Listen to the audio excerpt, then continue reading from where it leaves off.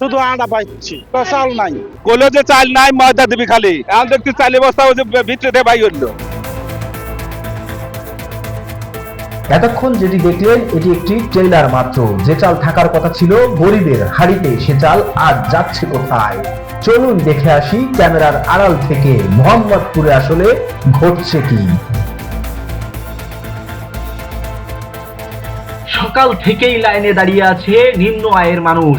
আশা আজ অন্তত 5 কেজি চাল মিলবে, কিন্তু কিছুক্ষণ যেতে না যেতেই ঘোষণা এলো চাল শেষ, শুধু মিলবে আটা।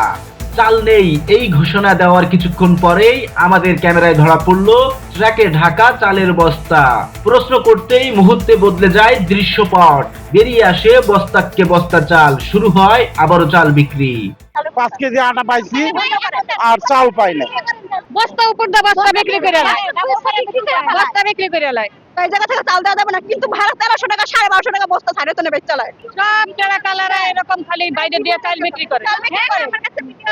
সিরিয়াল চাল পাওয়া যায়। ভিডিও পর্যন্ত আছে। আমাদের অভিযোগ হচ্ছে চাল রাইখা লুকায় রাইখা দিয়ে চাল আমাদেরকে দেয় না। ঘন্টার পর ঘন্টা আঙ্গ গরিব মানুষের চাল দেন, ওরা বস্তা বস্তা বেচেলা, বস্তা বস্তা দুয়ার জন্য আলাদা দুয়ার চাল আঙ্গ দেন না, না খাই মরতেছি। কইলো যে চাল নাই, ময়দা দিবি খালি। এখন দেখছি চালি বস্তা ওই যে ভিতরে দিয়ে বাইর হইলো। আপনি আসার লেগে আপনি দেখাচ্ছেন তো, খবরে কোয়াচ্ছেন তবে কা। চালের বস্তা আপনি আসার পরে চালের বস্তা বের করছে, এতক্ষণ বের করে নেই। সরকার নিয়ম করেছে জনপ্রতি সর্বোচ্চ 5 কেজি, কিন্তু আমাদের ক্যামেরায় ধরা পড়লো এক ভিন্ন চিত্র।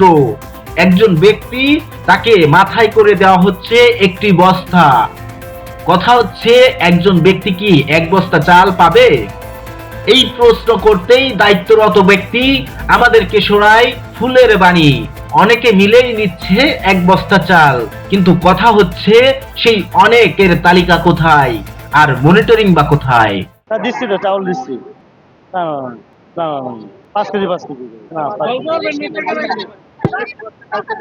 না না না দেয়া দিবা।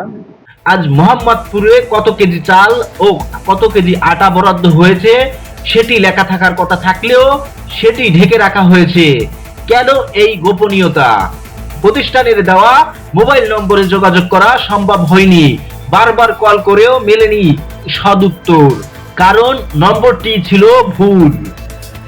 যে চাল গরিবের হাড়িতে থাকার কথা তা যদি প্রশ্নবিদ্ধ হয় ট্রাকের সামনেই, তাহলে প্রকৃত উপকার ভোগীরা কোথায় যাবে? মোহাম্মদপুরে ট্রাক সেল নামে ঘটছে অনিয়ম। এখন দেখার বিষয় এই অনিয়মে প্রশাসন আসলে কি ভূমিকা নেয়।